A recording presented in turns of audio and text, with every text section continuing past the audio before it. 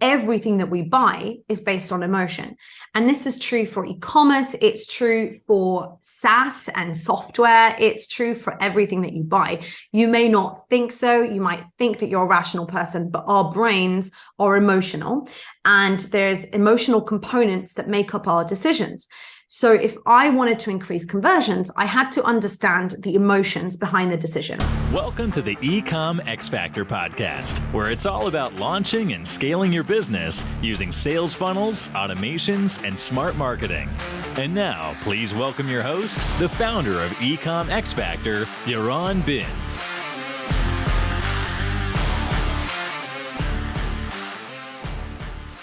Hi, Talia. How are you? I'm great. How are you? Awesome. Great. Excited for our call. And we just discussed like for 10 minutes already and realized that we kind of have lived in the same neighborhood and grew up in the same place, which is amazing. And regardless, I'm looking forward to our conversation because I'm sure that you're going to pour a lot of knowledge. Let's hope. Do you mind sharing a bit about your background and what you do today? Yes. So I am the founder and CEO of Getuplift, which is a conversion optimization agency. And we help companies optimize their funnels and emails and websites to generate more conversions. And that can be demo requests, it could be free trials, it could be purchases, sales, really any, whatever the KPI is for our clients. And I've been doing it for over a decade now. And I actually started out in social media and content promotion and really just like traffic, really, and slowly transitioned into conversion rate optimization because of my interest in, hey, I'm driving all this traffic, I'm getting all this stuff done. What are the actual results and how can I make them better? So I founded my first conversion optimization agency with two partners. A while ago, we ran it for a few years, we sold it, and I founded Getuplift in 2016 on my own as an agency, but also a training space. So I speak all over the world about the methodology that we've developed, which I'm sure we'll talk about today. And yeah, I teach my method and also help companies. Awesome. Great. So before we dive into the methodology, let's start by defining a few things. So conversion rate optimization, people use this term very often lately, and some people consider it like as just a new marketing angle, and some people speak about conversion rate optimization as just like optimizing the funnel, and some people consider like a conversion rate optimization as someone who takes ownership of the whole funnel. So what do you consider the scope of CRO? That's like the most important question you can ask someone who's in CRO. Like, let's start with the hardest question. Reason I say that is because I think for the longest time, people treated CRO as like another hack or another tactic. So it's like SEO, it's like PPC, it's like social media, but it's nothing like that. Yes, you can treat it that way. You can treat it as a part of your marketing.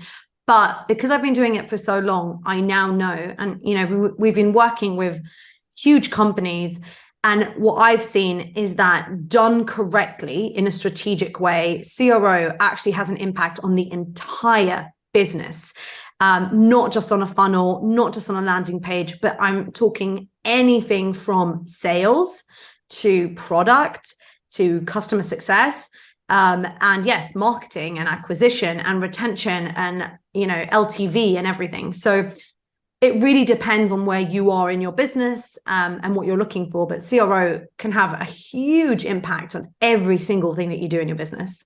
Mm-hmm. Yeah, I agree. So do you mind sharing about a bit about your methodology? Yeah. So when I got started with CRO, I went about it like most people do, which is, okay, this isn't working.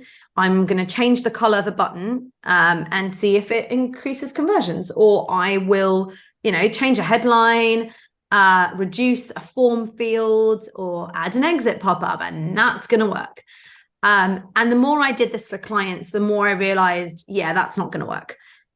Like it works in terms of, I mean, if you're booking.com and you have 1.5 million people coming to your website every hour, then yeah, maybe that works because you really have an impact. But most brands, that's not really going to help. And in addition to that, it's just testing elements. You're just changing elements on the page. You're not actually changing the experience. You're not really solving problems. And even if it does increase conversion rates, it's not going to last. So for me, in order to start driving real meaningful results for my clients, I had to go back to the drawing board or my bat cave and really try to understand what impacts conversions. And ultimately, what impacts conversions is a decision-making process. If you can understand how people make decisions, you can impact those decisions. And this isn't me, it's, neuroscientists, psychologists, and behavioral economics. Everyone knows once you understand how a person makes a decision, then you can change that behavior. And if I want to increase conversions, I need to understand that. And as we were doing our research, we really did understand that the biggest thing that comes with decision making is emotion. So emotion plays a huge role in every decision that we make in life. And everything that we buy is based on emotion. And this is true for e-commerce. It's true for SaaS and software. It's true for everything that you buy. You may not think so. You might think that you're a rational person, but our brains are emotional. And there's emotional components that make up our decisions. So if I wanted to increase conversions, I had to understand the emotions behind the decision. And once we started building this methodology, which meant uncovering those emotional triggers, uncovering the true intent why someone's buying. And I'm not talking about, oh, this person bought a t-shirt. They're not buying a piece of cloth, right? They're buying self-esteem. Or if you're buying software, then you're not buying software, you're buying something that will make your life easier, that maybe it will make you stand out in front of your managers, it will progress your career. There's multiple reasons. So we started basically reverse engineering this and understanding how people make decisions, why they make these decisions, what is their real intent. And then once we know that, we can create a better experience. We can say, okay, this person needs to hear this and this. This person does not need to know this. This is the type of social proof they need. This is the copy they need. And basically, we can use that information to create high converting landing pages and emails and banners and, entire websites. Mm-hmm. I love the distinction you made between changing an element to changing the whole experience. And it's pretty simple from a beginner CRO perspective. Take a look. What are you doing? Are you just changing an element, or are you changing the whole experience? I think this could be like an easy self-check, self-assessment. Yeah, Go ahead. Sorry. I would add to that it's not just about changing the experience, it's about solving problems. Mm-hmm. So are you changing elements on the page, or are you solving problems for your customers? That would be my question. Interesting. So do you mind maybe sharing, you discussed about the fact that you need to uncover the true intent, and it's not as easy. It's easier said than done. So what is the process that you follow in order to do so? And if you can maybe share like a case study of I know that you serve like clients like Bitly and Mercedes. So if you don't mind sharing the methodology via case study. Yeah, sure. So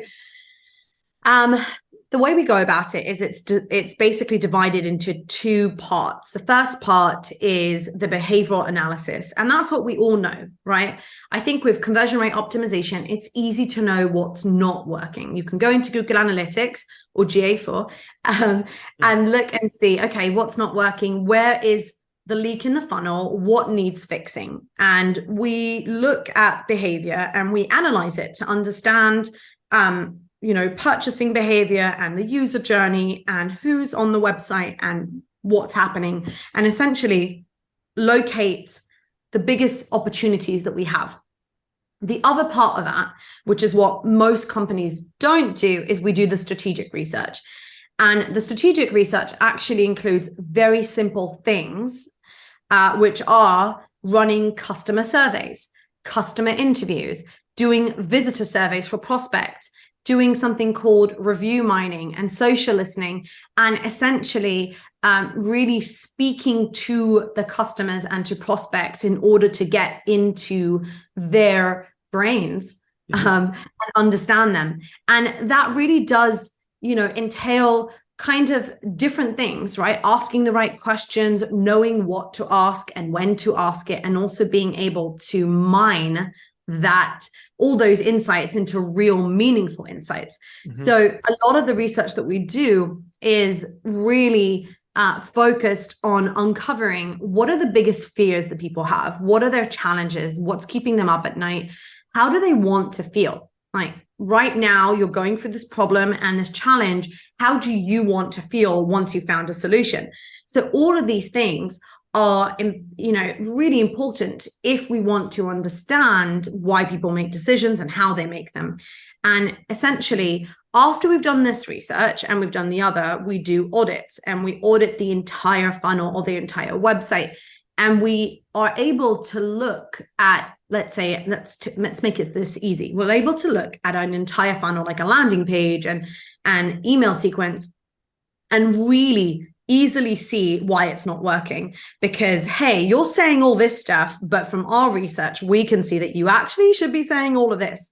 And you're answering the wrong questions, or you're answering in the wrong way, or you're so focused on your own product and features and pricing, you've completely forgotten this person behind the screen and what they're actually trying to achieve.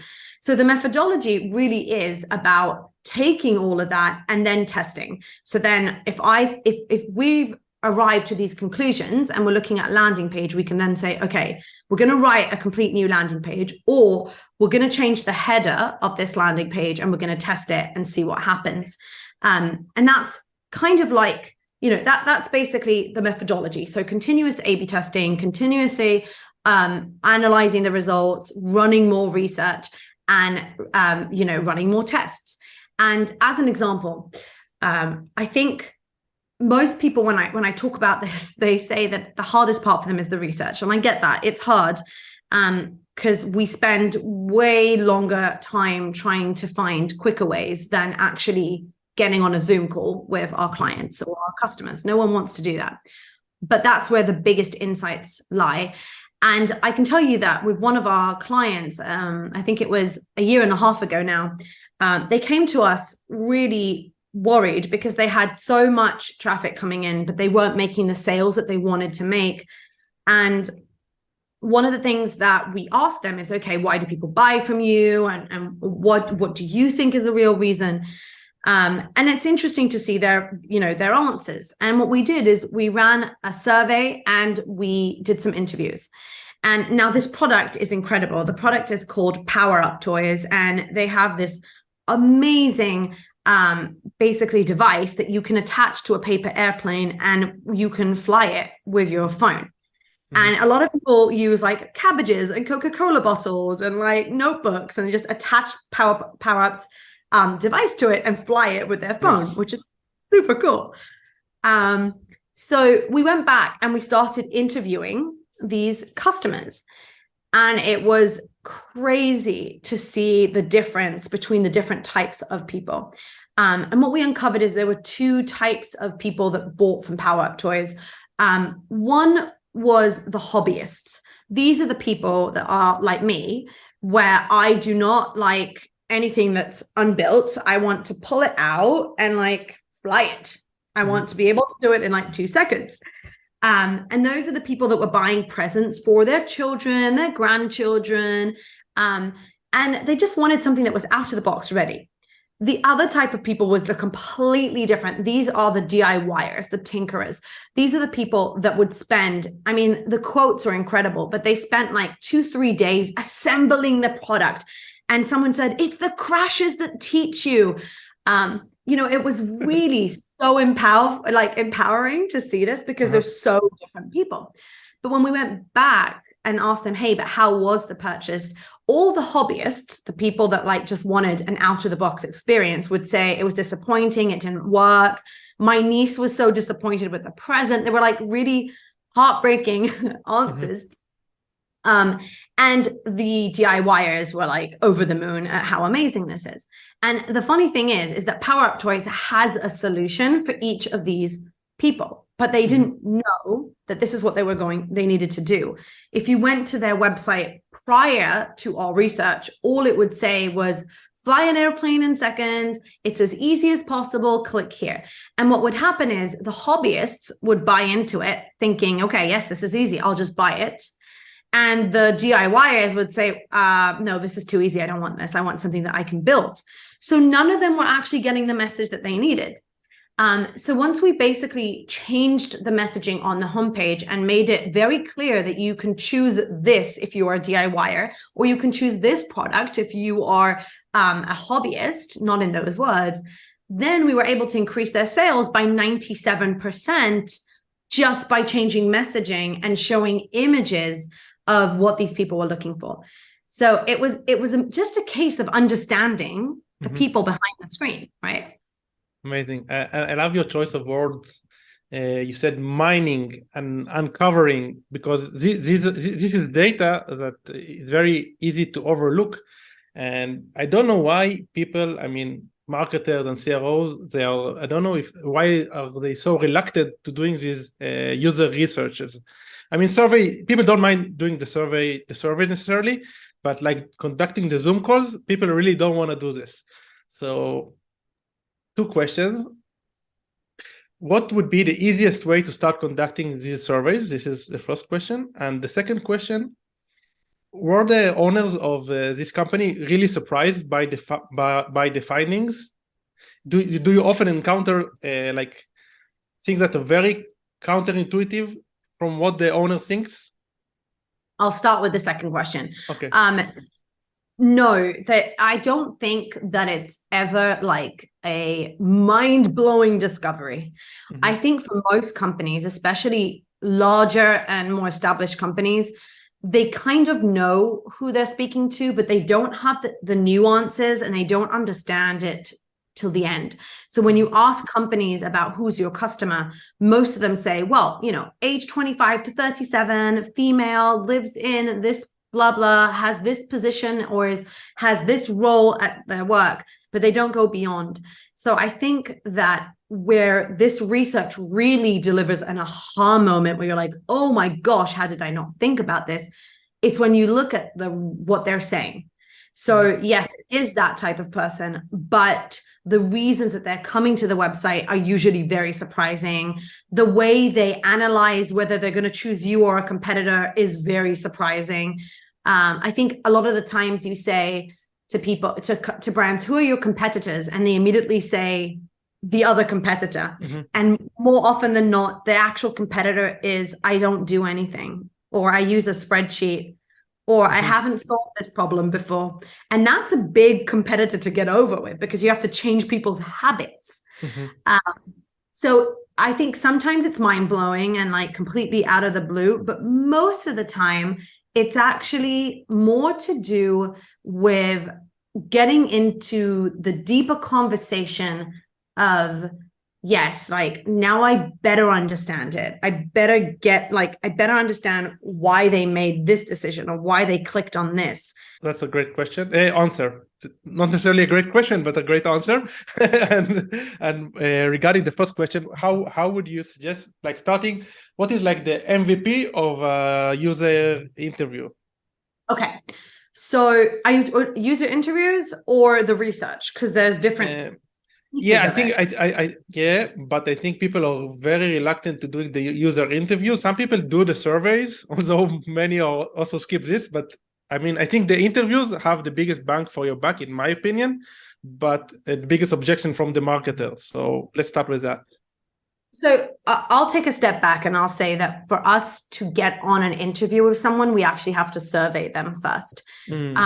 Mostly because we want to pick the right people. We usually don't add any incentive for the call.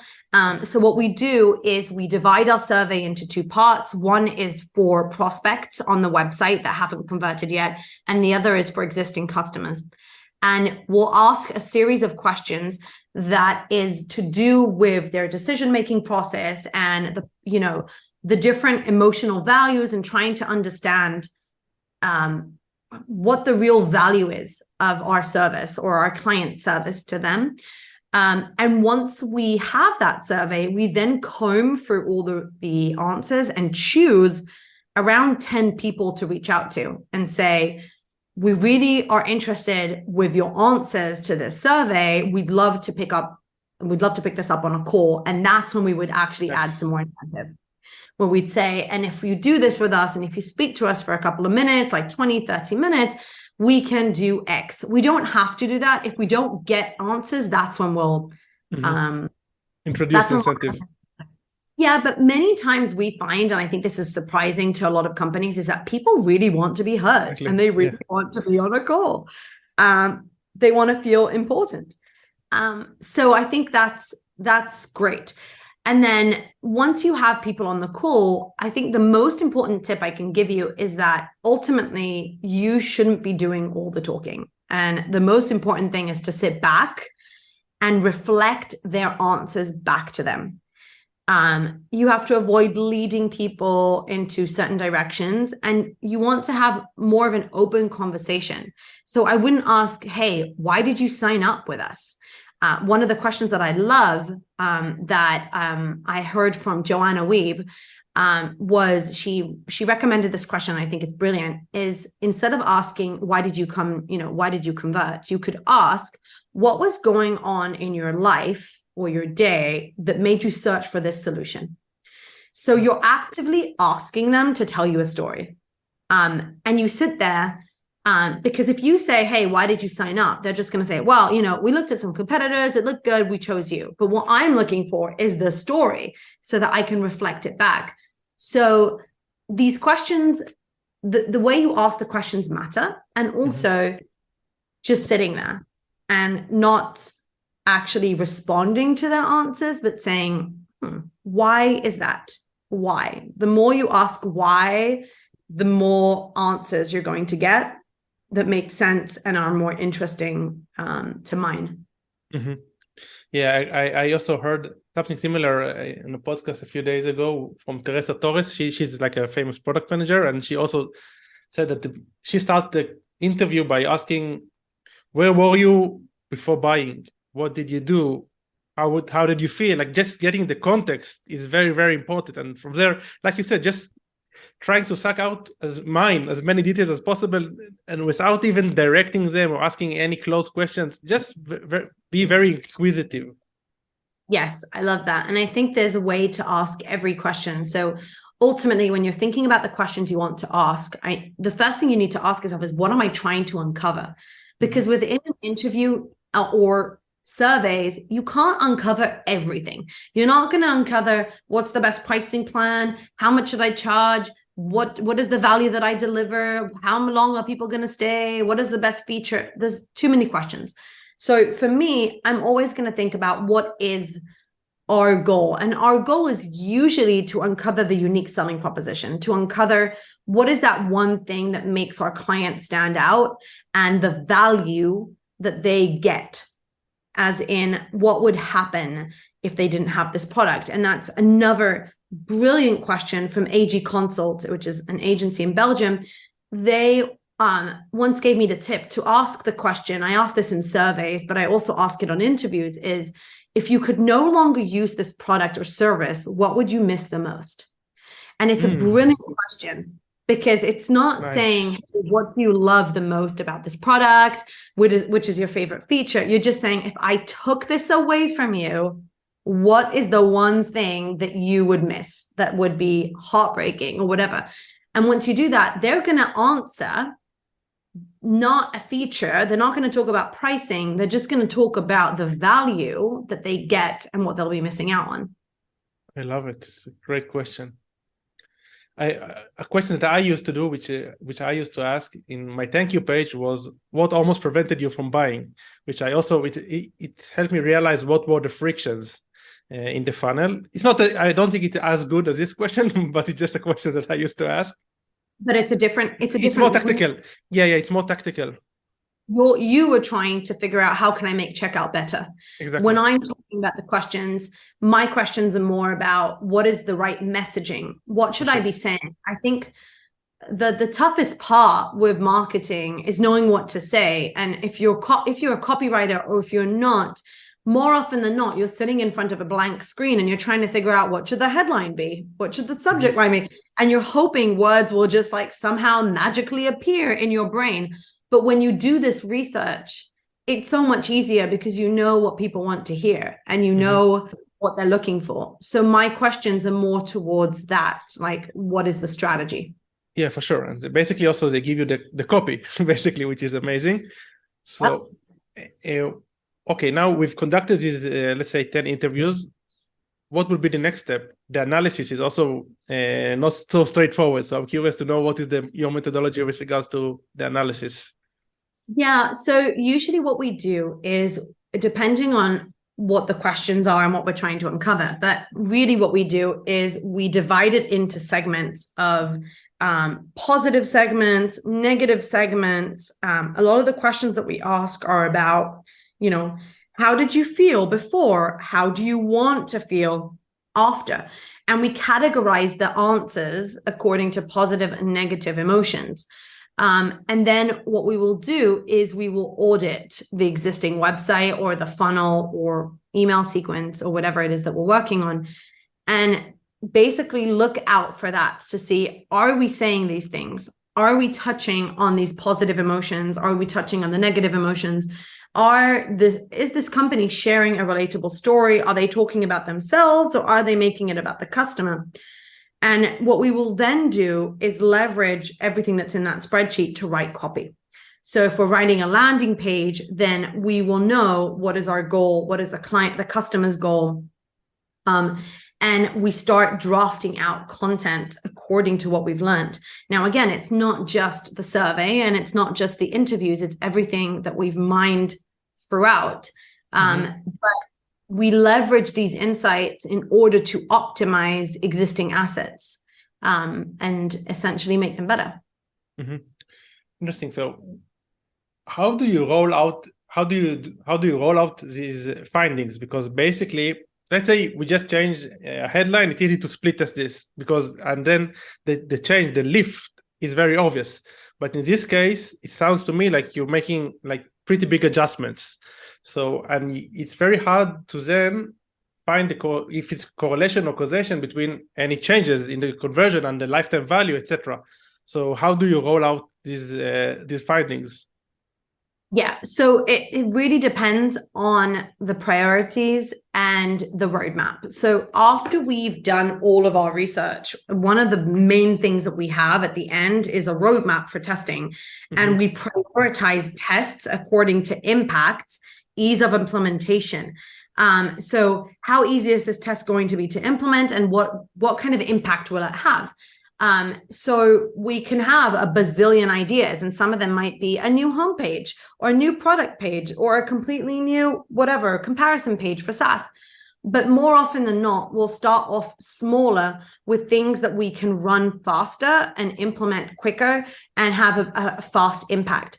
And it also helps us then inform the bigger changes. So once we've done the research, we can say, okay, we know that we need a new landing page. We know this, but we're not going to immediately invest all this time in writing a new landing page only to find out that it didn't work.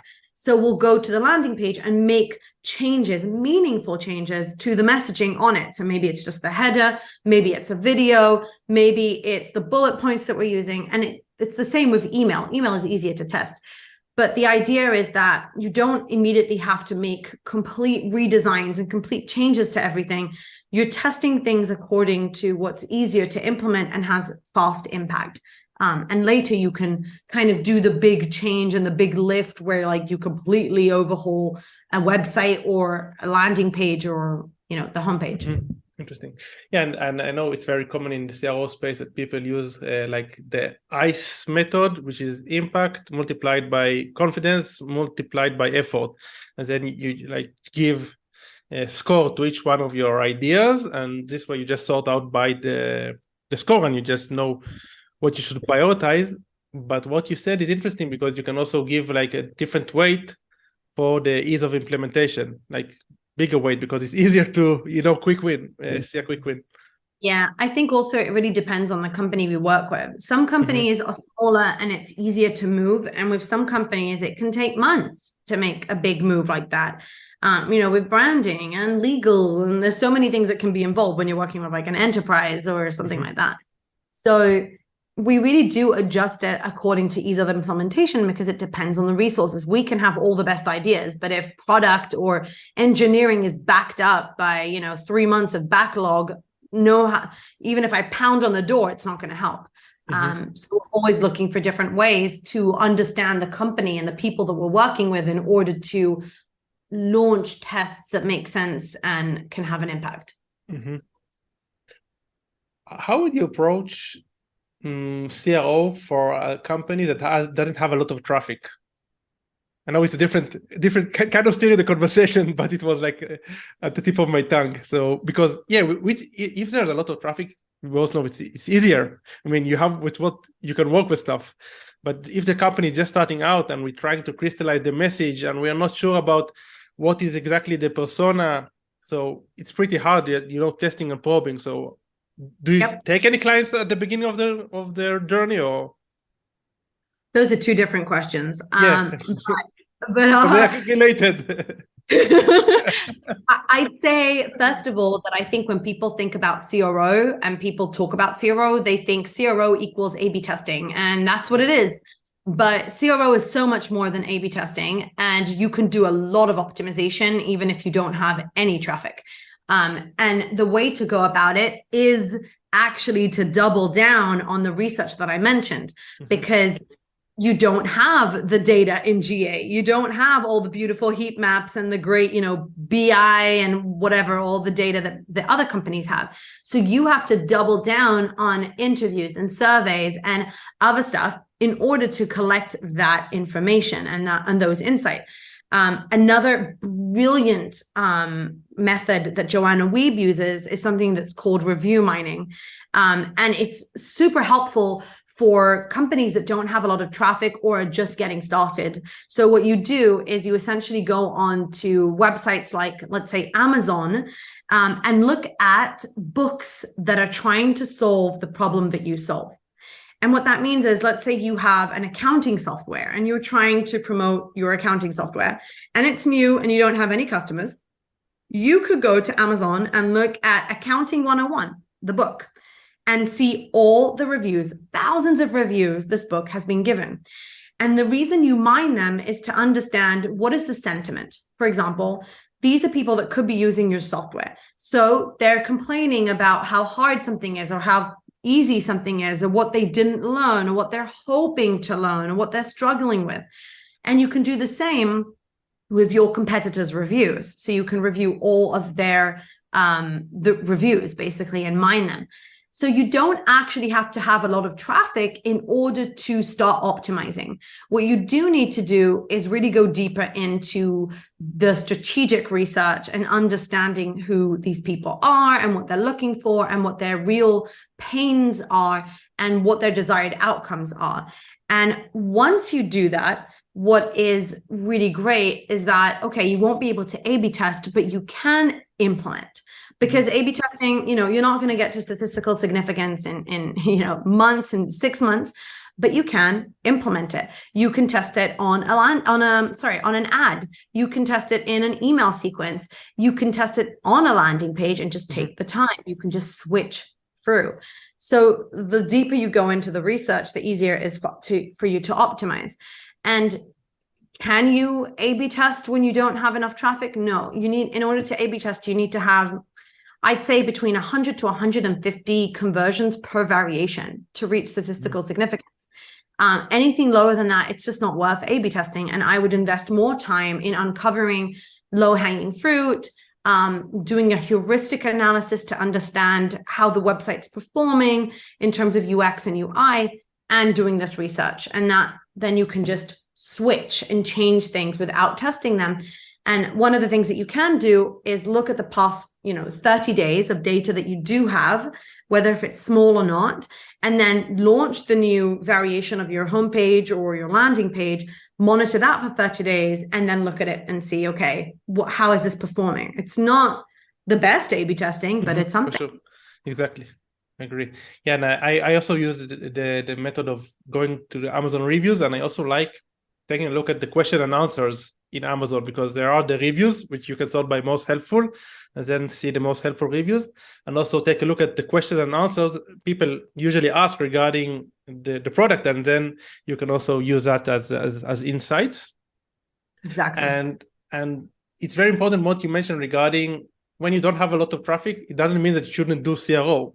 It's fine. Okay, it's not ideal that you don't split test, and we make a lot of incorrect assumptions, but it's better to move forward and optimize based on what you have, because otherwise you just stay stuck. So definitely a big proponent of that.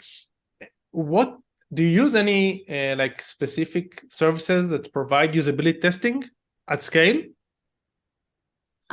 We usually use the tech stack that our clients have. So it's easier for us to integrate with them because they usually do have. So some clients of ours are using Optimizely, some are using Google Optimize, and they're going to have to switch soon. Some use VWO. It really depends, but we prefer to use the tech stack that our clients already have versus introducing them to new tools. It makes it a lot easier. Sure. Awesome. We covered a lot already, and I've been enjoying it so much, but I want to be respectful of your time. Is there anything else that you wanted to cover that we didn't discuss that is important? I mean, we kind of drilled down into the concept of user research, which I think is the most important and overlooked aspect of CRO. So this is great. But is there anything else that you want to mention? I don't think so. I just think that the most important thing is understanding that the customer is the hero of all of this. And if you're making it about yourself, if you're only talking about your own product, your features, your technology, your pricing, then you're not speaking to your customer. They don't actually care about that stuff until you make it about them. So you have to really zero in on what your customer's goals are and their intent and their desired outcome in order to stand out, especially in the world that we live in today, when, thousands of notifications and companies buying for our time. So I think ultimately, the biggest thing I can say is ask yourself, when you're looking at all the things that you're doing, are you making it about yourself or are you making it about your customer? And that should be, the next step for you. Awesome. Great. Thank you so much, Talia. Where can people reach out? What social media are you using? What is the URL of your website, if you don't mind sharing? So we are over at Getuplift.co, and you can find tons of blog posts and guides and all sorts of email sequences and free courses over there to teach you and get you started. You can also reach out on Twitter, Talia GW, and on LinkedIn. And we also have a Facebook group. So there's a bunch of stuff. Awesome, I wasn't aware of the Facebook group. I will join for sure. Yeah, it's called We Optimize. Awesome. Great. Thank you so much. Have a lovely day. Thank you. Bye-bye. Take care. Hi, guys. This is Yaron again. Just a few more things before you take off. Number one, if you want to learn more about e-commerce and marketing, make sure you check out our YouTube channel, which is called EcomXFactor Official. Number two, check out our Facebook group, which is called EcomXFactor Marketing and E-commerce Mastermind. This is a great place to ask questions and connect with other business owners. And last but not least, if you enjoyed this episode, please make sure to share it with your friends and colleagues. Plus, leave a review at your favorite podcast app.